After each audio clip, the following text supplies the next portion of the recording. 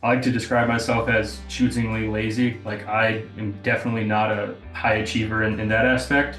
I just know the things I needed to get done and I get good at them, but I'm definitely not like good at everything.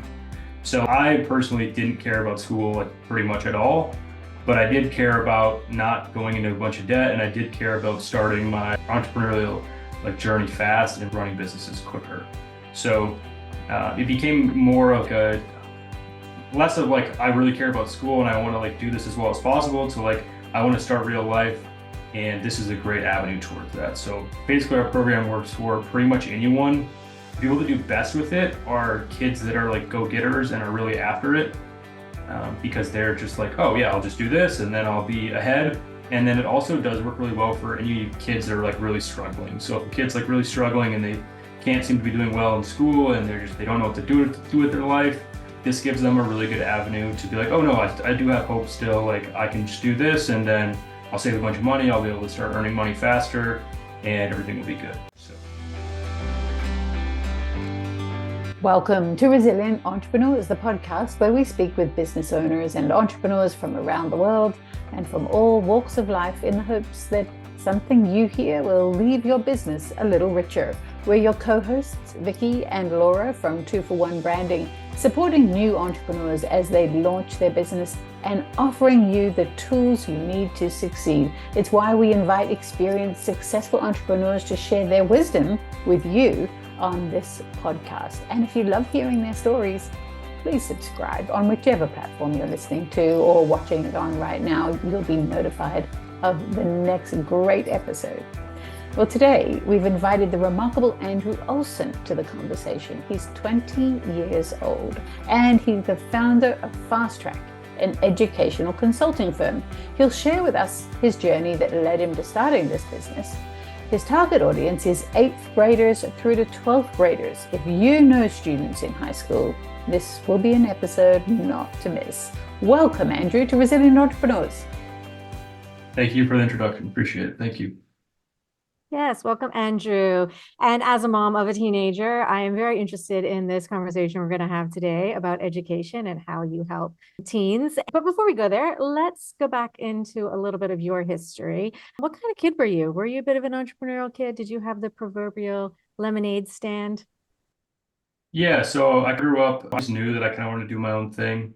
From when I was young, I kind of always thought that I didn't really want to like go and work a 9 to 5 job. And I knew that I was always doing little schemes when I was younger. I did some drop shipping stuff when I was in high school. I did some video editing, just lots of like contracted short-term work that not like traditional 9 to 5 job type stuff. So like I kind of always knew as a kid. And then basically like high schoolish age or like around when I was right around when I was graduating is when I like really knew that I needed to pursue some other path beyond just like the regular job. What was it that tipped you off to you not being suited to the 9 to 5? Yeah, that's a good question. So like when I was about 16, 17, I had some e-commerce stores and some of that really took off. So I had to learn a ton of stuff like on my own of like how to build something from nothing to something, and it was like making pretty good money as a kid. And that kind of like fueled the development, like starting all my other companies and everything else that I've been involved in. So yeah, I would say that's like the main thing that set the chain reaction off there. So do you think it was maybe a case of you were earning more money than you could have possibly dreamed of earning in a 9 to 5 that an 18-year-old gets? Yeah, I don't want to say that I was earning more than I could ever dream of, but I was definitely earning more than I could have had I was working any other regular high school job. And the work associated was definitely way less annoying than if I was working at McDonald's or whatever. I love how you put that. Way less annoying. Right, yeah. Absolutely. So you were getting more satisfaction from it and enjoying it. Yep, exactly. Yeah, I think there's definitely a shift in mindset with your age group these days that definitely are seeing education very differently. Maybe not thinking the traditional route that you graduate high school, you'd get into a university, you could do your 4 years of university, get your bachelor's degree, maybe go on to master's, et cetera, go into a 9 to 5 career job. That path has been set out for decades, but I feel Mhm. like there's a real shift. And I don't know if it's before COVID or if COVID has a big impact on it. But what do you think it is that's really causing this change in mindset of kids that are coming out of high school now and not wanting to do that traditional career path? Yeah, so I think that a lot of kids are seeing that money can be made other ways, and that a job doesn't have to just be a means to an end. A job can be something that you actually really enjoy and that you get fulfillment from. So I think that kids now, like how prevalent the internet is, and how like they see their peers and other people online on YouTube, podcasts, etc. They see like other people making really good money at young ages. I think that they can now kind of start to do their own research on like if college is actually right for them, and if like the traditional path is what they want to do, or if they want to give some other things a shot. I don't think everyone should be an entrepreneur. I don't think like everyone shouldn't work like a regular corporate job, but I think that there are the people that are questioning it. And I think that for them, it's really good to have some nice informational stuff out there on other people that have done basically exactly what they're trying to do versus like before being an entrepreneur was like kind of swept away, and there wasn't so much like informational content on there. Like there's lots of good YouTubers, and there's lots of good podcasts and everything now that really talk about like, okay, so you maybe think you want to do this, and here's some reasons why you actually might want to. And there's also some that do a really good job of like being an entrepreneur isn't all it's set out to be. Like maybe you don't want to do that, and you need to just like make the assessment of like what you actually want in your life. I think you make a really good point there about there being so much information out there. Because I Mhm. think that is the really big shift that's happened over the last, I don't know how many years, but at least the last decade, where there is so much more that people can have access to that they can either learn from or make decisions using, like you're saying, following the people on YouTube and all these different types of options and careers and people that are sharing their expertise. So, like, how do you help students when they are trying to figure out their path? Because you kind of have a unique pathway for them. Can you tell us a little bit about that? Yeah, so to preface that, I'll give a quick few sentences about like what I actually did, because me telling people like how I help other people without them even knowing what I did doesn't really make sense, you know. So basically, I graduated college in 2 years by leveraging dual credit classes while I was in high school, and then also took some classes when I was in college too to kind of speed things up. So the reason I did that is because I knew that like the value equation on college just wasn't great as far as time and money, like going to a 4 year college, spending 4 years of your life and upwards of $100,000 just didn't make sense to me. Because maybe sometimes, even if you're lucky, you come out of college and get a job for like $70,000. That's like on the high end. And now you're 100,000 in debt, and that 70,000 goes to fuel most of your lifestyle that's expected because you got that pretty prestigious job. So that just like didn't make sense to me.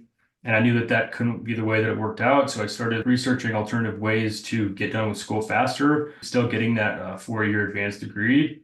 And this is basically what I came up with. I didn't know this wasn't like a thing back when I was doing it. It just was me failing enough times and doing enough research and finally figuring out, okay, this is what I had to do. And I just kind of stumbled through it.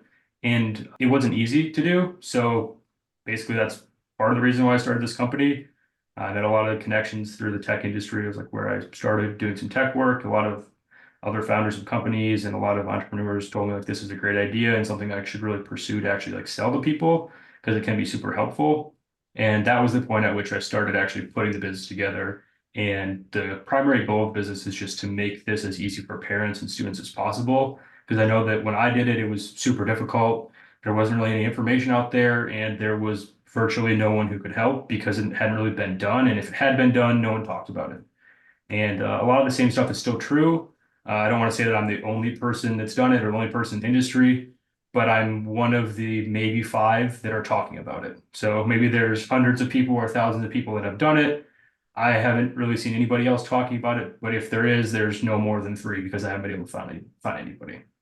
So to actually answer your question there, it's a long answer, but to actually answer your question, we basically provide information on how this actually works, like how using dual credit classes to speed up your graduation actually makes it cheaper and saves you time. And then the other part of our service is we actually make the schedule for you. So like if you're in high school, let's say you're in ninth grade and you don't know what you want to do yet, but you maybe are interested in computers a little bit, we basically set up your high school schedule to have you get a year and a half to 2 years done of college while you're in high school at that reduced rate so that when you're ready to go to college, you have all your general education and all your elective credits done. And then when you're in college, you can focus on specifically doing those credits that are actually like applying to your, like say you go for computer science, then in high school you're doing primarily just computer science classes, which also is beneficial because it keeps like fresh in your brain. So as soon as you go to get a job, right, we're done with college, it's not like English classes, history classes, and science classes in your brain. It's like all computer science stuff has been what we've been doing for the last year and a half, 2 years. So it's really fresh, and that's like where your skills are going to be best, which is the best time when you want to be looking for new jobs, basically. So, Andrew, let me get this right. You're helping people who are in high school to graduate college in 2 years, which obviously is going to save them money, and also it's going to save them 2 years. And they're studying their college units whilst they're still in high school. That's correct. Yep. Brilliant. And that's what you did. That was the path you followed through your own research. Yeah, and I mentioned the term dual credit. I didn't exactly explain what that actually is. So the dual credit aspect of it is that those classes count for both high school and college.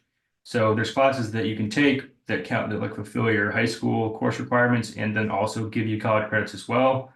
So like a pretty easy example is like if you need an English class in high school to graduate, and you also are going to need like an English 101 class in college, you can take like an English 101 through like a local community college as a dual credit, and it'll count for your high school requirement and your college credits as well. And does this work in any school that a person is enrolled in?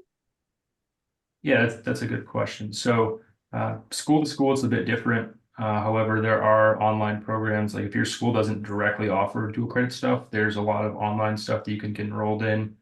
And yeah, it's basically just like a conversation to be had with your school. And then obviously like we help you at Fastrack, we help you navigate that as well, like getting your school to allow you to take these classes if they don't already. And if they do already, we work with them to put the most efficient schedule together of like what they've already seen work. And then how does it work through the university? Is it that you get those credits in before you get to university, or there's a fast tracking through the university process too? Like once they graduate high school? Yeah, so the way it works is when you graduate high school, you would either continue at the college you've been taking the dual credit classes, or if that's just like a community college and you're planning on going to like a 4-year school, or it's like a school that you're not planning on going to, those classes would just transfer then to a bigger school. And yeah, the transfer process is pretty simple. Obviously, there's some colleges that don't want to take certain transfer credits, but for the most part, I've never seen many issues at all with like people taking classes at one college and then transferring them to another. And so people can get all the nitty-gritty details about how this works and how you help them on your website. Yeah, Andrew, fastrack.school is the address for all those details. Yes. Fastrack.school.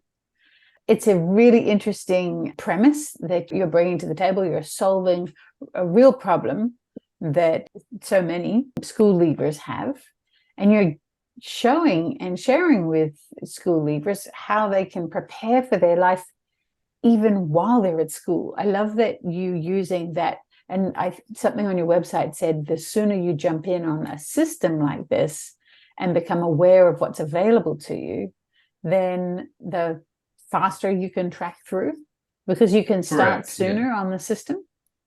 Yeah, so I actually didn't like find out about these classes until I was like about halfway through my sophomore year, and I basically got done I got about 2 years of school done while I was in high school, and then finished in a total of 2 years. If you start younger, you can do more than that. I just didn't know it was a thing back then.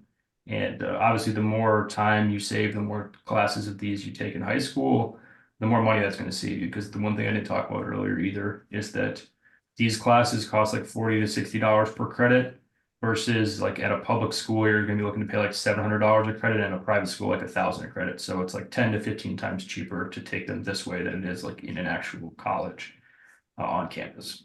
So what kind of student does best in a system like this? Is this for the high flyers, those overachievers, or is this applicable for any student?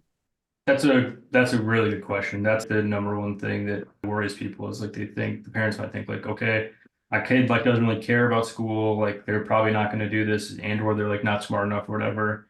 And that doesn't matter. Like I like to describe myself as choosingly lazy. Like I am definitely not a high achiever in that aspect. I just know the things I needed to get done and I get good at them, but I'm definitely not like good at everything. So I personally didn't care about school like pretty much at all, but I did care about not going into a bunch of debt, and I did care about starting my entrepreneurial like journey fast and running businesses quicker. So it became more of a less of like I really care about school and I want to like do this as well as possible to like I want to start real life, and this is a great avenue towards that. So basically our program works for pretty much anyone. The people that do best with it are kids that are like go-getters and are really after it, because they're just like, oh yeah, I'll just do this and then I'll be ahead. And then it also does work really well for any kids that are like really struggling. So if a kid's like really struggling and they can't seem to be doing well in school and they don't know what to do with their life, this gives them a really good avenue to be like, oh no, I do have hope still. Like I can just do this and then I'll save a bunch of money. I'll be able to start earning money faster and everything will be good. So broad answer is kind of everyone, but yeah. For different reasons. Yeah, I love that. I'd Yeah. love to have a conversation around the concept of fast tracking education. Some people might suggest that education is best absorbed over a longer period because then the retention might be higher, the true understanding of the material might be deeper. What are your thoughts on this? Yeah, so I think that's definitely true. I think that learning a lot over time is definitely better than trying to cram into short sequences. However, I don't think that school is necessarily the avenue where you need to be spending a ton of time learning. Like I think that I'm still a student right now and I'm not in college. I learn something new every day.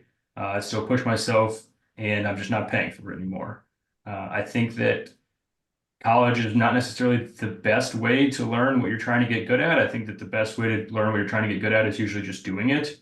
And that usually doesn't apply to college. However, a lot of jobs nowadays, you have to have the piece of paper that says you did it. Therefore, if you can get that piece of paper faster, and while you're getting that piece of paper, you're also putting in extra effort on your own end to like actually get good at your craft and get good at what you're studying.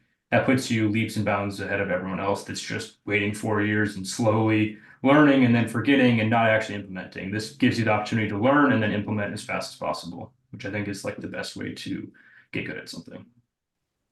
Yeah.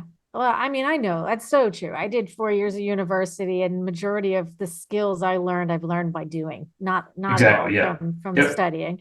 Right. There's definitely other things that university does give you in terms of camaraderie and a lot of other important things, networking and stuff. But I think there's a real shift. I think this is a really interesting conversation because I really do believe there's a big shift in education. And I think AI is going to play a big part of that in the future. I think AI is going to have to shape the face of education. And I think education is going to take a while to catch up to it. And I think people just get that there's now nothing they can't Google, Chat GPT, find on YouTube to learn that they want to learn now. So I think people do want different paths. So this is a very interesting idea. And I think a lot of people are going to want to take paths like this. And I think it's going to hurt universities a little bit. I mean, do you think there's going to be some pushback on this? I'd like to say that I am not suicidal. Nothing's going wrong in life. There's no gas leak in my house. Big college when they come for me, it is everyone will know it's them coming after me. It's not me.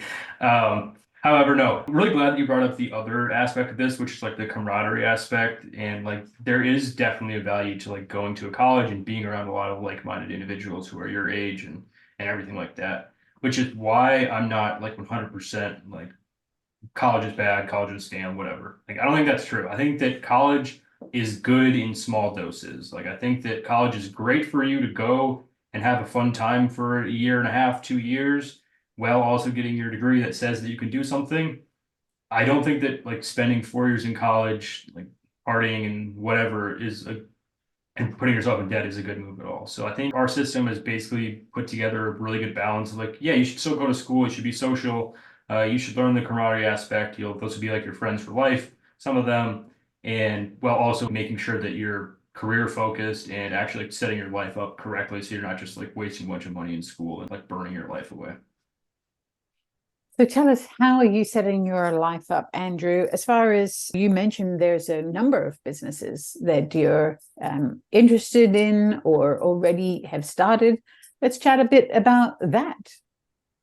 Yeah, so obviously I have Fastrack. It's our coaching business where we basically one-on-one work with people to help them do exactly what I did. I also own a tech company that does contracting for building anything from websites, project management, app development, some AI stuff, some smart contract stuff, that kind of thing. And then I also serve a role at a hot sauce company. I'm a part owner and work on the operations side of a hot sauce company. So those are the main few things. There's a few other side hustles in there and some other off the cusp contracting work that I do, just like random stuff people need help with. But those are the three main things that I do. So you said a hot sauce company, literally hot sauce, or is that a tech term I'm not yet familiar with? No, yeah, like actual hot sauce that you eat, yeah. Which is funny because I'm not even a huge hot sauce fan, but I liked it so much that I was like, okay, I can do this for a while. That's fantastic. Very entrepreneurial of you. Let's chat a bit about the tech company. So it sounds like you have a wide range of services. Do you have a team as well? I do, yeah. There's about a core operating team of 6 working on the hot sauce company and about 10 to 15 others involved. There's a few buddies work with me on Fastrack and tech stuff. I have basically a team of 10-ish that I hire on like a 1099, like as needed basis, like subcontractors. Yeah. And how long has that particular business been up and running? So I started my tech business basically when I was in college. So it's been about 2 years now or so, 2.5-ish years. And so from that experience, what would you consider to be the key ingredient to success so far? I think communication is extremely important. I think that where we have a leg up over our competitors is that everyone has direct access to me, and I'm very clear about what's going to be done and how much it's going to cost. And we've never missed a delivery date, and never really had a hiccup because I make sure we stay on top of it ahead of time. I think that a lot of people neglect, especially nowadays, a lot of people neglect the importance of trust and actually not lying and making sure you stay true to your word and have a lot of value in that. Sounds like you have a lot on your plate. How do you juggle all that? I won't say balance because I don't believe in balance, but I feel like you're juggling. That's a lot of balls in the air. Yeah, I agree. I don't think balance is real. I think that if you want something enough, you don't need to be worried about balance. I have really ambitious goals. I have a lot of I want to achieve, and I also want to have a family when I'm older. So I need to get all this stuff out of my system when I'm young. Is what I tell people. I need to achieve all the goals by the time I'm 30, so that past that I don't need to worry about anything else. I think that's the biggest thing. I exercise a lot. I like to do a lot of walking, so I like to stay in good shape. I think that goes hand in hand with keeping your mind sharp and being able to be on top of things. And I also have a great group of people around me. I've got a lot of people to fall back on, and if things go wrong, I know that people have my back, and I think that plays a major factor too.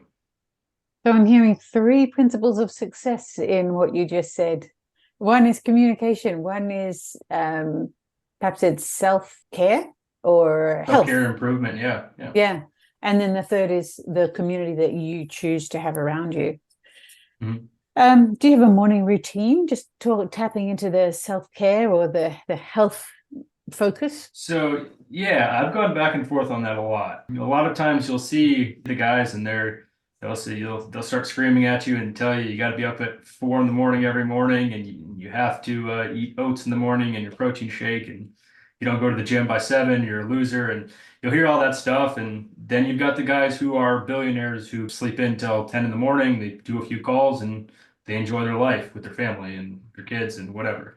I don't necessarily believe in like arbitrary morning routines for no reason. I think that for some people that might really help them. Like I think if you're someone that is kind of having a tough time and you're really struggling to get off the ground with something, I think implementing a really good daily routine is a great idea. But I think if you think you're kind of cruising and things are going well, adding some arbitrary rules that you have to get up at a certain time and that you have to do a certain thing every day, I don't think that that's the best way to go about life. We're here to enjoy our lives, and if waking up at 5 in the morning every day makes you not enjoy your life, well, it's probably not really worth it in the grand scheme of things.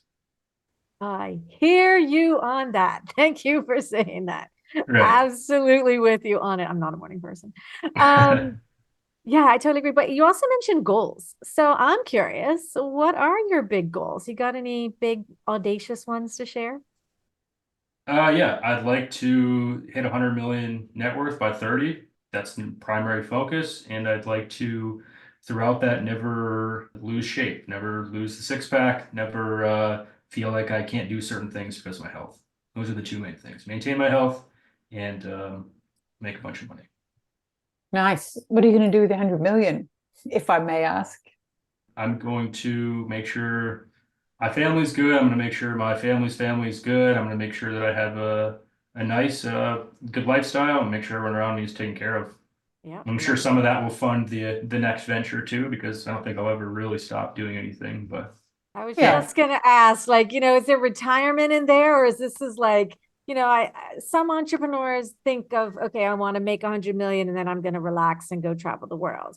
Or are you looking at 100 million to like make the next 100 million?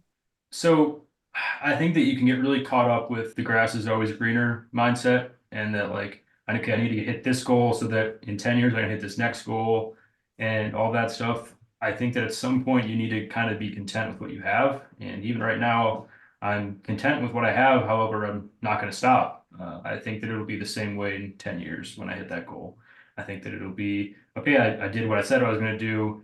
What's next? I don't think there'll ever be an off button for me, but I definitely am going to put a lot of focus on making sure I'm not just like setting arbitrary goals for no reason. Like it's at some point, we're only here for 100-ish years. If you're lucky, do what you want to do.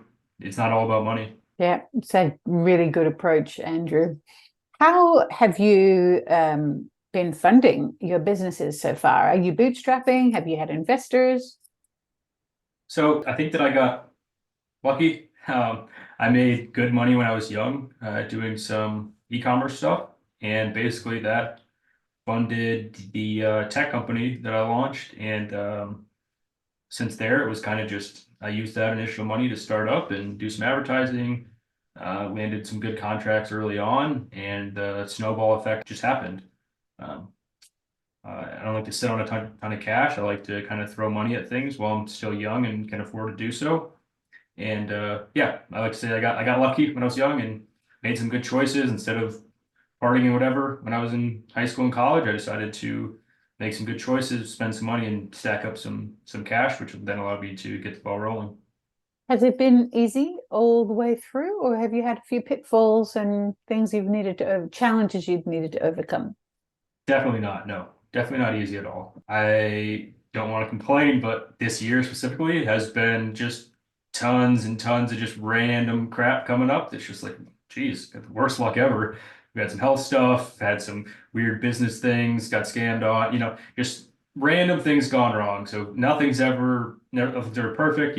This is another big thing too, is you can see someone's life from the outside and be like, oh, geez, their life's great. I wish I could trade places with them. Everything's going good for them, but you don't know about the 100 things that went wrong yesterday. So I think that I've been super lucky. I've definitely been blessed. Things have been good for me. But yeah, definitely not no problems. There have definitely been things that I've been like, oh wow, okay, learned a lesson from that one. How do you get over those? How do you get through them? And what's your Keep advice for going. others to do it? Yeah, that's good. Yeah, keep going. You can choose to have a problem and then complain and cry about it, or you can choose to have a problem and then take a step back and learn from it.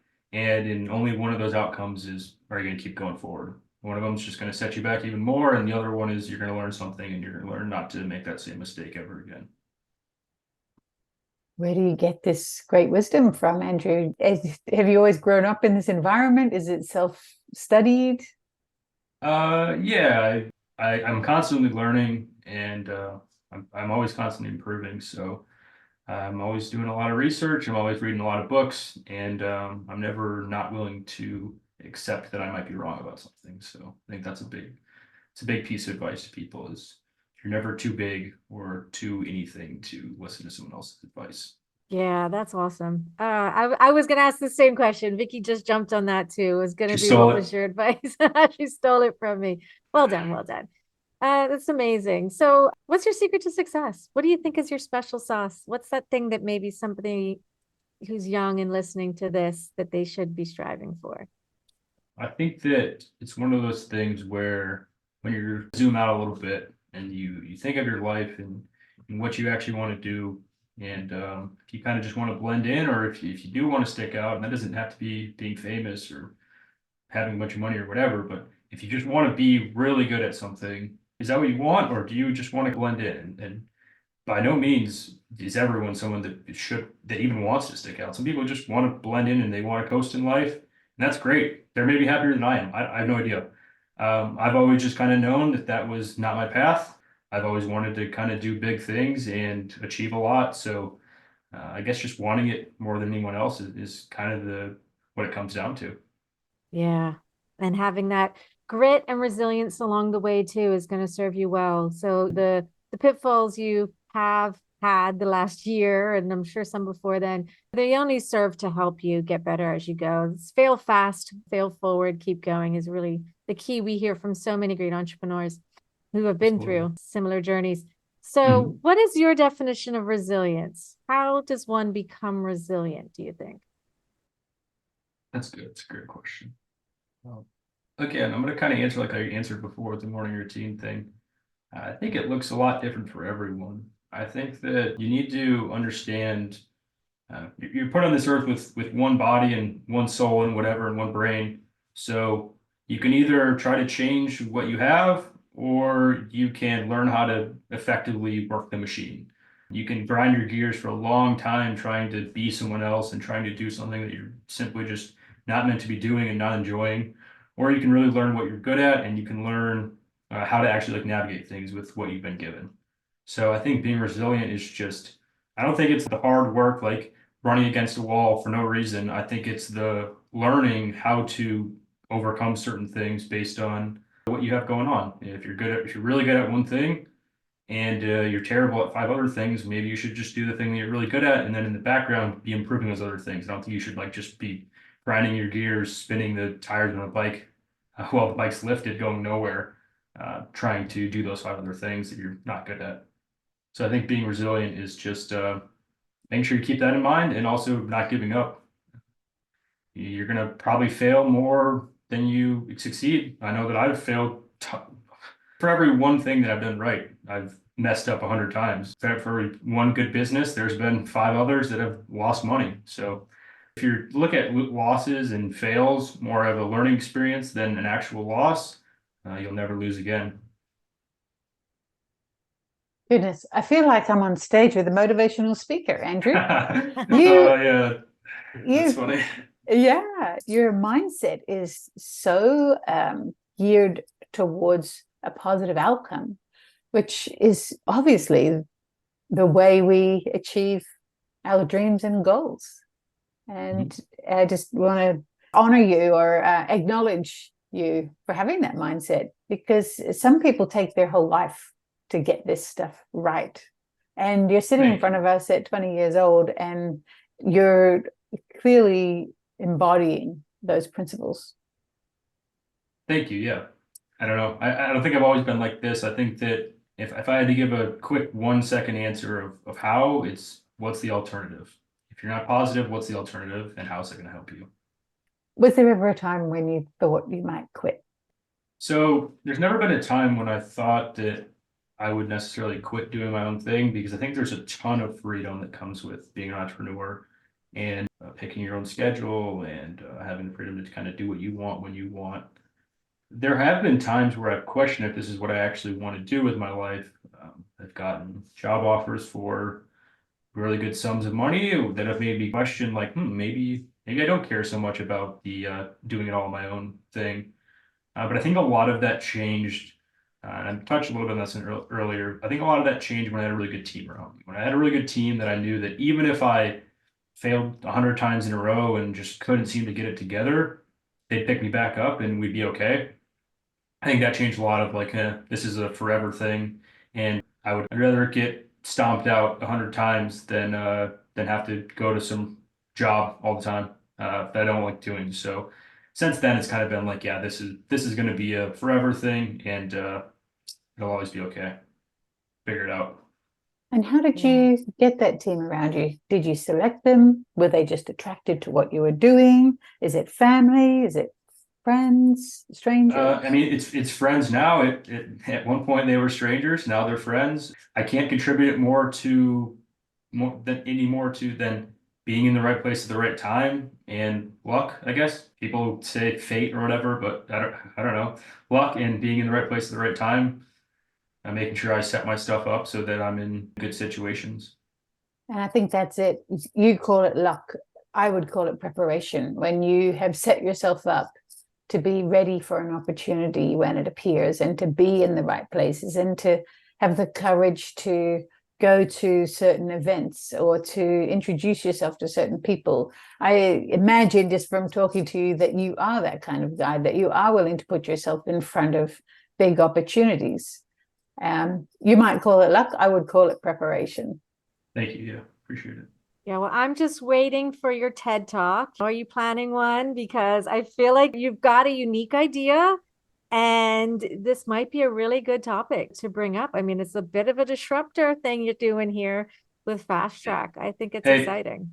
listen, if you know the guys, send them my number. I'll gladly go and talk in front of the red lights. See, that's what I'm Right. talking about right there. Your absolute willingness to jump in with both feet and say, yep, pick me. That is, in my opinion, an absolute secret to success. Yeah. Yeah. Now, Yeah. with your book, Fast Track, is there's a book or it's mostly a website and a program? So there is a about 15-page guide PDF that you also get as buying our program. However, the main service is like a coaching thing with me. So they get on calls just like this with me, and we walk through their situation, make sure they're a good fit first before we onboard anybody. Yeah, make sure they're a good fit, and then we talk through their situation with them, what they actually want from school, why they want to do this, and from there we set up their schedule for them. And then once they're enrolled and they have the schedules, all their high school schedules and their college scouts and everything, we just do check-ins to make sure everything's going well.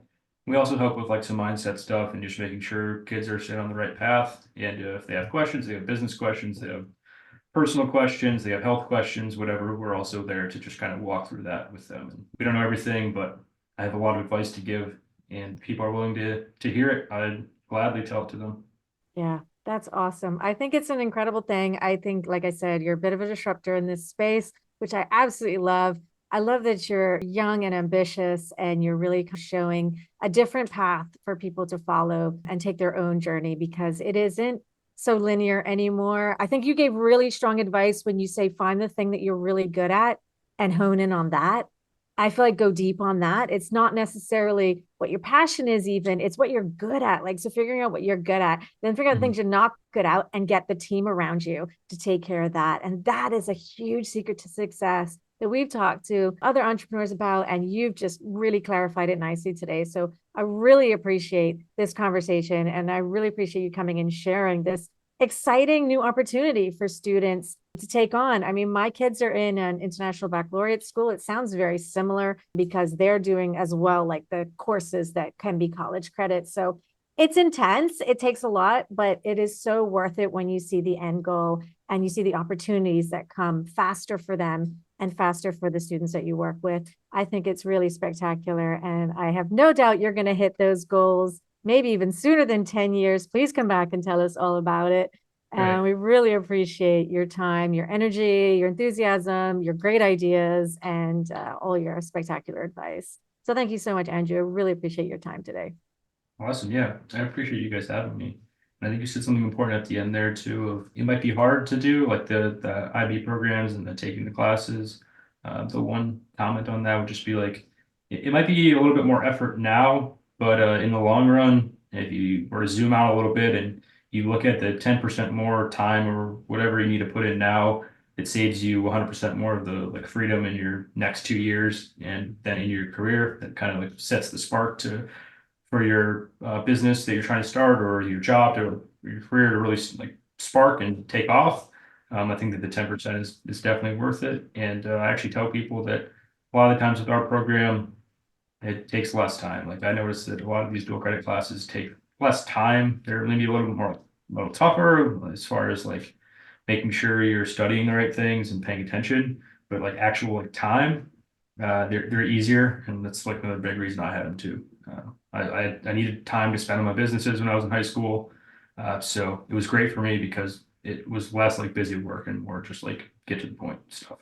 I think like you've uncovered some secret. Like this is like, Right, yeah. yeah, it really is. Like you've really let something out in the world, and I love it. So thank you so much. I'm really excited, and everybody can check out your website. We'll leave a link and that people can go to, and if they want to book with you, they can find you there. So thank you so much, Andrew, and best of luck. We can't wait to see what the future holds for you. Awesome, yeah. Thank you guys so much. Appreciate it. And that's a wrap for today's episode of Resilient Entrepreneurs. We hope you enjoyed hearing from our amazing guest and learned something new about resilience and entrepreneurship. Remember, resilience isn't just a trait, it's a skill that can be learned and developed. And if you want to stay connected with us and hear more inspiring stories, be sure to hit that subscribe button and follow us on social media. And if you know somebody who's a resilient entrepreneur and would be a great guest on our show, we want to hear from you. Please reach out. Thanks for tuning in, and we'll catch you on the next episode of Resilient Entrepreneurs.